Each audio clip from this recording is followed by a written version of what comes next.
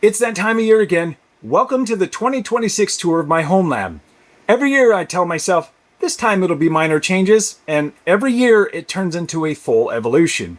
This year especially, I've made some upgrades that completely change how I run things, and I'm excited to show you what's new. Before we jump into the server room tour, I just want to say thank you for an incredible year. None of this would be possible without your support. You've genuinely helped make this all happen. And if you haven't subscribed yet, now's a great time. I've got an upcoming video where I break down all of the services running in this home lab and how everything fits together, so you won't want to miss it. And if you know someone who's into home labs and self-hosting, sharing this video helps a ton. All right, let's dive in. Here's my home lab in 2026. First stop on my tour is this wall of tech. This wall of tech contains a lot of the things that won't necessarily fit in my server rack.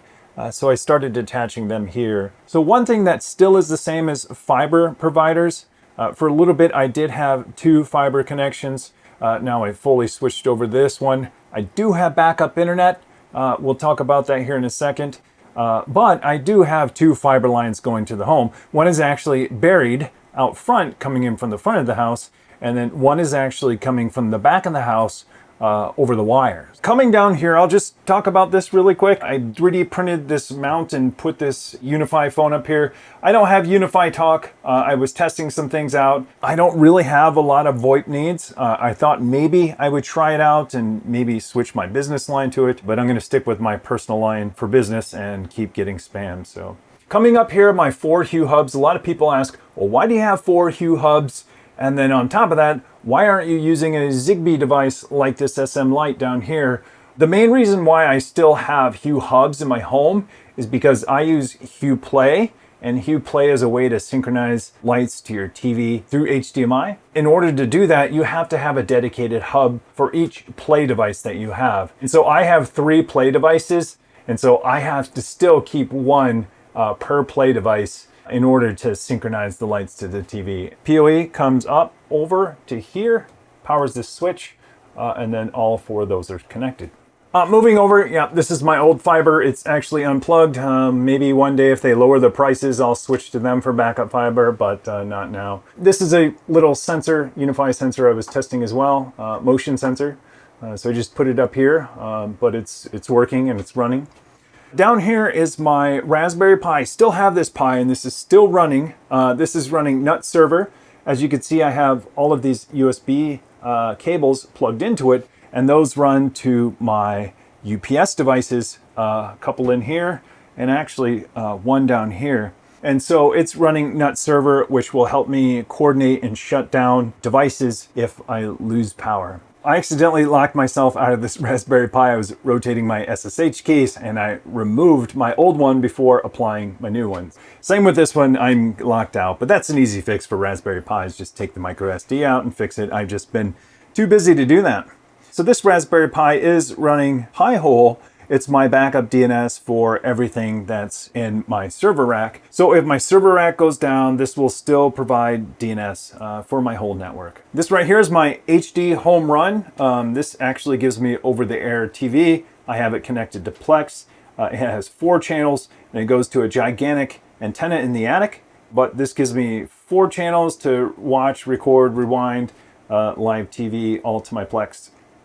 This is where all of my network cables come in throughout my house. You can see up there, it's a little bit messy coming down to here, and then they're punched down in the back, and then they all connect here. It's Cat5e. I did it a long time ago. I don't know, maybe 10 years ago, and it's been running fine. I actually have 10 gig going over Cat5e, and it's totally fine too. Super cheap then, and it's probably super cheap now. Well, not as cheap as it was then. Okay, so coming down to here, this is a little Broadlink device, and this is an IoT device that can control RF signals. My ceiling fan doesn't remember any of its settings when I turn it off via power.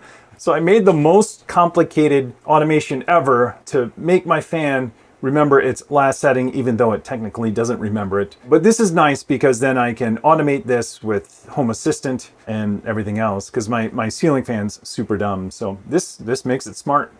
All right, so coming up to here, this is my SM Lite SMB. I don't know, has a really, really long name. I can't remember, I'll put it on the screen. But this is a really cool device. It can be configured in many different ways. I have a video on it, you can check it out. But it can be configured as a thread border router, as a Bluetooth device to be able to connect to other Bluetooth devices, a repeater for Zigbee, or even a Zigbee coordinator. And so I have it configured as a Zigbee coordinator. I think I have 84, 85 devices connected over Zigbee, all kinds of devices. We're talking leak sensors, switches, even this motion sensor up here. And it's really awesome to be able to do it through Home Assistant, through, open software.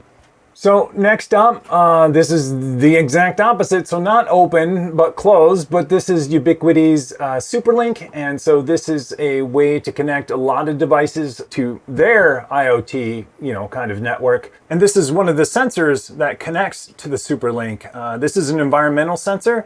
It does temperature, humidity, light or lumens, and then does leak detection too. I don't have it hooked up for leak detection. I think you need another dongle for it. But anyways, this is one I was testing out along with the SuperLink, which this motion sensor also connects to it. I haven't done much other than test it out. I know that it has a super long range. The battery life is pretty incredible too. And the same story with this. This is a Siren, it's powered over PoE. I was testing it. I would love to be able to use this with a smoke alarm. Hopefully Ubiquiti comes out with a smoke alarm sometime soon. On top of that, I would love to do a little more home security. I'm happy with the home security stuff I have in place. I'm not happy with my smoke alarms, which are Nest, which are being discontinued. So it'd be pretty cool if Ubiquiti came out with both of those, so then I can, kind of manage it in a single pane of glass on my Ubiquiti network. So, and then this whole wall is powered by these power strips, and then this whole wall is backed up by this UPS. And then for all of the things that are PoE you see scattered throughout here are connected to my PoE switch, which we'll see here in a second. So first up is this switch. This is a new switch. I bought this year. This is the USW Pro XG48 PoE. It's kind of hard to remember. I think the XG, someone told me the X is Roman numeral X, which would mean this is 10, so 10G. Anyways, this is the USW Pro XG 48 port switch. 32 of these are 10 gig, and then 16 of them are 2.5 gig, which is pretty incredible. All of them support PoE+++.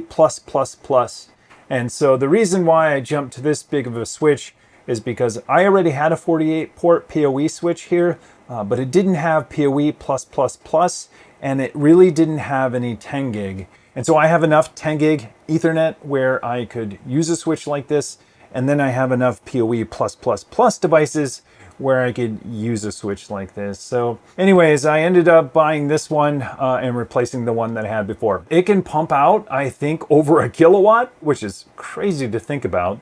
I'm only using, I think, around 100 watts, which is still a lot. I'm pumping 100 watts out to all of these PoE devices. Oh, it also has 4 25 gig ports here. So I have 2 of them lagged to my EFG, but it does support 4 total. And I have 2 extra ones right there. It is pretty quiet, at least right now. This is the first switch ever that I've owned where you can hear the fan. Ubiquiti switches are pretty quiet in general. I've never heard any noise out of any of my switches. This is the first switch where I will hear some noise. So in the summertime, if it gets really warm down here, and then on top of that, I'm doing a lot of transferring with 10 gig or plug in some additional 10 gig over Ethernet, the thing will kind of heat up. It's not super loud by any means. It's not like a banshee screaming like you hear some of the switches, but it does move some air. And that's exactly what it sounds like, moving air. It's not a high-pitched whine, it's just moving air. So again, yeah, this is powering lots of devices. It's powering access points, cameras, cloud key, AI port, Siren, the phone over here, all of the Jet KVMs I have down here, even switches in here, and then switches throughout the home. And this PoE switch is backed up by this UPS here, which means that if the power goes out, all of these devices will be on backup power because of this, which means the devices throughout my home that are powered via PoE will still have power. So next is the EFG, and I think I had this last year, but this is a 25 gig gateway.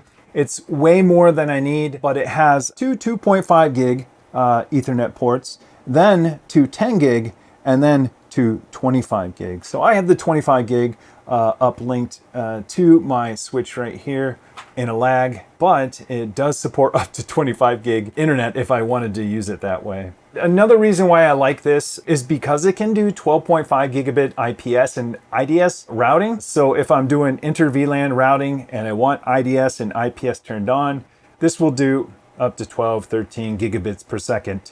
Brush panel, it's pretty obvious what this is. This is a brush panel. I actually have two brush panels. I saw that somebody else has a device like this where they were able to turn them at a 45-degree angle and put them through one brush panel, so I might do that. Anyways, I'll get to that here in a second. Next up is the USW Pro XG aggregation switch, and this is an upgrade to my previous aggregation switch that I actually gave away in Discord. But this is a 25 gig switch, which is super nice. I'm only using 10 gigs, so you can see, lag here, lag here, lag here, lag here, and then a couple other devices. But then I have 25 gig uplinked actually to this switch right here, and this uplink actually goes to this switch. So I have, two 25 gigabit in a lag right here, so 50 total, I guess, both ways, going up to both my EFG and going up to my USW Pro XG. But yeah, pretty nice, pretty solid, pretty quiet. That's a lot of speed. I am going to be adding a couple of more 10 gig here, and one day if I ever can run fiber from upstairs to down here, this is where I will terminate it. Next is the USP PDU Pro. I bought this a long time ago. I love it. A lot of people ask, hey, do you still like that PDU Pro? I'm thinking about doing something like that. Yeah, I do. I love it. It's great. Does everything that I need. I can toggle the power on and off of all of these switches individually. The one thing I will say though is that it takes a little bit sometimes to toggle these on and off. Kind of a nuisance, doesn't really affect anything, but it's one of those things when I'm down here and working on something, I want it to be a little bit more responsive. These USB-C ports are kind of nice too. I forget the wattage on here. It is a little bit lower than I would like, but this thing is pretty old in general too. I keep wondering if Ubiquiti is going to come out with a new version of this. Next is my UNVR. I bought this a while ago too, way back when it came with a free G4 camera if you bought it, so I jumped on it. But this has all of my recordings from Protect on here. Love it because it keeps everything local, and I have, I think 3 8TB drives in here in a RAID 5, so I can lose up to 1, and then I have 3 remaining. I think I can get up to 2 months, and that's with, I think I have 12 cameras, some HD, some 4K, some 2K, some 1K. 2 months of storage on all of these guys running 24/7. And then I have some other things that make that better. I'll show you here in a second. This is my UPS right here. So this UPS, this Eaton UPS is pretty cool. It's, obviously 1U, and it fits right here in the rack. Ooh, if the power goes out, this UPS is powering everything up here except for the NVR. And again, since this is a PoE switch, it'll be powering those devices throughout my home. So the batteries actually died a little bit ago, and Eaton sent me some, so thank you, Eaton. That was awesome. Pretty cool design too. They have a battery tray which slides right in. I'll show an image of that, but pretty awesome. But otherwise, I love it. I just wish batteries lasted longer. I think I got 5 years exactly out of these batteries. And those batteries down there are already telling me, hey, we're older than 5 years, but they seem to be doing okay. This right here is my Intel NUC cluster. I'm still running a cluster. These are each running Proxmox, so 3 Proxmox nodes in a cluster. I'm not running high availability LXCs or virtual machines, but I do have them in a cluster to give me a single pane of glass. And so also I can do migrations pretty easy, connect to NFS for backups, or PBS actually now for backups. These are running Kubernetes nodes within Proxmox too. So I have a high availability Kubernetes cluster in here. And then I have some LXC containers, a Windows machine, another Linux machine, VMs all in here. So I manage 3 Kubernetes clusters. And so this one is kind of my play one at home. My one that's in my colo is kind of my, production one. That's where all my documentation and stuff like that runs. That hopefully helps you guys out. But I would love to upgrade them at some point, but they're just running so well. Next is an entire row of Jet KVMs. So this is 6 Jet KVMs So this metal piece right here that helps me rack mount these was made by Jared. I don't know if you know Jared, C01, I think it is. He gave me the design. I actually had 2 of them made. I had one sent to him as a thank you. And then I put the 6 Jet KVMs in here. So Jet KVMs are awesome. If you don't know what a KVM is, it's keyboard video mouse. And what that does is allow you to remote control machines through a web browser. So I can connect to a web browser on each of these, and each of these are connected to a machine that I can then remote control. So this one's connected to this Intel NUC, this one's connected to this Intel NUC, this one's connected to this Intel NUC, and then this one is actually connected to a device down there that I'll talk about. Same with this one, same with this one. But all 6 are connected and being used. I should probably at this point pull down my EasyQ switch down here so I can use one of these to connect to multiple.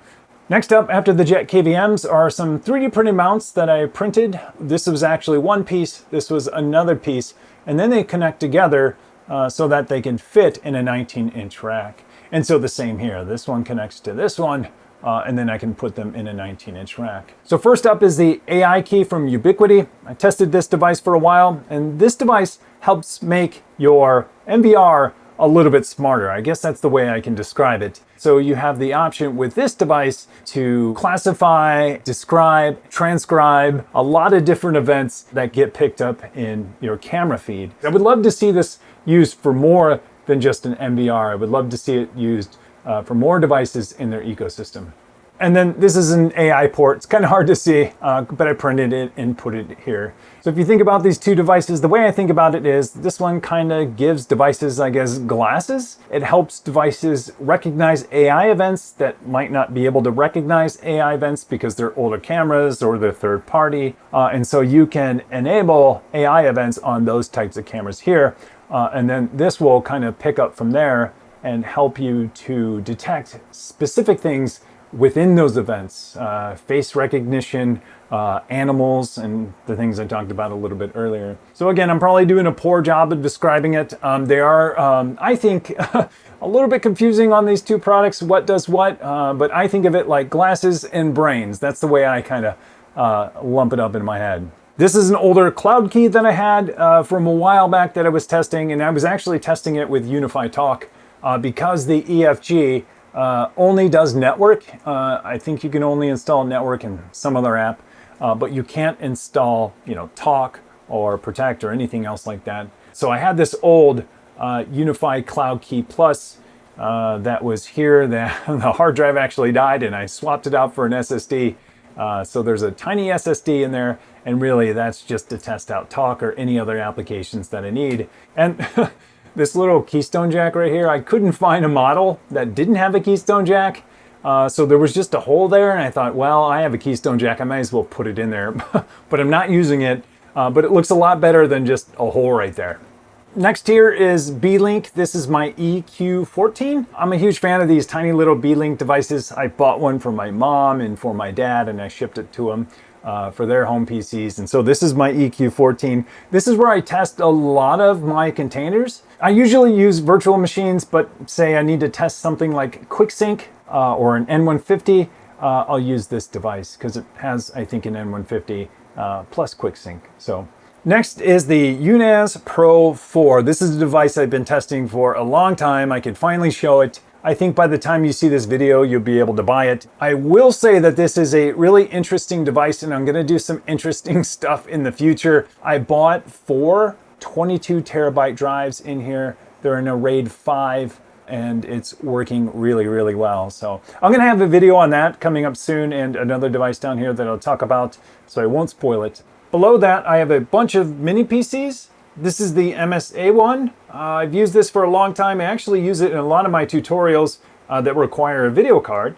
And so I use Oculink to connect to my NVIDIA 3090, my RTX 3090. You can kind of see it back there. It's kind of cluttered, but it won't fit in here right now due to this server, but I'll talk about that here in a little bit. But this is pretty awesome. It has AMD processor, Oculink connected to a video card externally, And so a lot of my tutorials where I do anything with local AI, I'm usually using this one or I'm doing it in my main server down here. But I like to do tutorials and stuff on a separate box, and I'll kind of get into that here in a second. Next is the Beelink ME Mini, and I actually did a video on this. This is technically a mini NAS that's all NVMe. I think it runs better as a Proxmox server with LXC containers because it has so many low latency devices. NVMe is just kind of a weird storage option for a NAS in general. So I like to think of this as a little app server. Got a video on that, you should check it out. Next to that is the Beelink ME Pro. I just did a video on this, and this is more like a NAS device. It has up to 3 NVMe drives, which is pretty cool. And then it has 2 SATA drives, 3.5-inch drives. And it's all removable, it's all metal, and it's very, very silent. Most of this metal right here is a heatsink. It has an exhaust fan, and it's really quiet. If I could shrink my home lab, it would probably be these 3 devices. And these 3 would give me most of what I need. You know, storage here, apps and containers here, and then maybe virtualization here. With a video card back there. Below that is a 1U server, and this isn't one of my 1U servers that you've seen before. This is actually one that I bought and built here in 2026, which is kind of wild to think about. This thing's over 10 years old, but I needed something very specific. I needed 1U and as many drive bays as possible, and IPMI. When I started doing the math, this ended up being the cheapest solution and the best solution for the money for what I needed to do. So anyways, I'll have a video coming up on this shortly. What is it? Right now, it's Supermicro server. It has the Intel Xeon, I forget which one, I'll put it up on the screen. It only has 16 gigs of DDR4, which is totally fine. And then it has 4 22 terabyte Exos Seagate enterprise drives in here. So hopefully what I want to do will work out here in a little bit, and hopefully you'll see that video soon. Next up is the Storinator, or the AV60 from 45 Drives. This is one that they built for me. Sadly, it's off right now. I have big plans for this one. I actually have an Epic CPU that Wendell sent me about 6 months ago that I plan to put in here, but due to prices of DDR5, I can't build it right now. And that's the position that I think a lot of people are in right now. So coming soon, I'm gonna gut this, rebuild it with an Epic. As soon as I can get my hands on some DDR5 and the motherboard that I want. It's also really hard to get my hands on. But yeah, I'd love to build it now, but I can't. Next is my HL15, and this has gone through a transformation too. This year I decided that I was gonna build up a better all-in-one system, and that's what this is. I think a lot of people might end up doing that this year too, is kind of putting all of their eggs in one basket since it's so hard to get a hold of things. But anyways, I did upgrade this. This is my all-in-one now. I have 10 14 terabyte drives. The RAM is maxed out. A better CPU that I got from Patrick from Serve the Home. He ended up having a platinum CPU to put in here. It's a pretty old CPU, but at the same time, now it's upgraded to the best one it can have. Upgraded fans, upgraded power supply, threw in a bunch of NVMe, and then put a video card in here too. So lots of internal changes to this. So yeah, 10 drives, 10 14 terabyte drives in here, and this has all of my data, and it's ZFS of course because it's running on TrueNAS. Replaced the fans this year, replaced the fan and heat sink here too, better power supply. And then some more NVMe. I bought these ICDock adapters that let me convert NVMe M.2 to U.2. And then from there, I have these Oculink adapters that connect to the Oculink ports on my motherboard. So these are connected directly to PCI Express. So yeah, it gives me a little bit more NVMe, which is pretty cool. And down here, I have some more NVMe here as well that's directly connected to PCI Express, somewhat even on the board you see down there. So lots of NVMe. I gotta check to make sure that these are all online, because now that I look at this, I should have 1, 2, 3, 4. Oh yeah, okay. OS, yep, I do, never mind. Anyways, the things you think about when you start opening up your system and looking at it and comparing it to the software. So anyways, this did change a lot this year. Probably not gonna change much this year. unless I bring the Storinator AV60 back online with an Epic, then this will change. So, oh, one thing I might change is my ZFS layout, and so that'll be in a future video that I kind of hinted at. Right now I'm running mirrored pairs. I'll talk about that in the software video too. But right now running mirrored pairs, but I think I'm going to change that to get a little bit more storage space and a little more resiliency. So I'm going to change that. Now that I have 10 drives, I'm in a good spot to actually make some changes. Where building up to 10 drives, it was nice to have mirrored pairs, but once I get to a certain point, I don't need this much IOPS in here, and I want to change my resiliency and get some more storage out of here without affecting IOPS too much, at least for what I use it for. But I'll talk about that in that video and probably in my software video coming up. Next is my Trip Lite UPS here at the bottom. This not only has batteries here, but another battery pack behind it too, and that's how I'm able to get such long runtime. A lot of people look at this and they think I'm joking when I say, hey, you know, I get 60, 50, 70 minutes out of here, 103 minutes out of here. Most people think no way, but yeah, I can, because this has a battery pack behind it too. You might have seen the power at the 400 or 500 range a little bit earlier, and that's because I had all of these test devices on, and this server that won't be here too long, all of these test devices, that test device. So in general, I've kind of maintained the same power that I was using last year, which was around 300 to 350 watts. And that is just for the compute. The network stuff up there, I don't know, uses roughly 100, maybe 150, 200. I'd love to be lower, and I'm sure I could get lower in the future, but we'll see. So my backup internet right now is provided by T-Mobile. It's cheap home internet over 5G.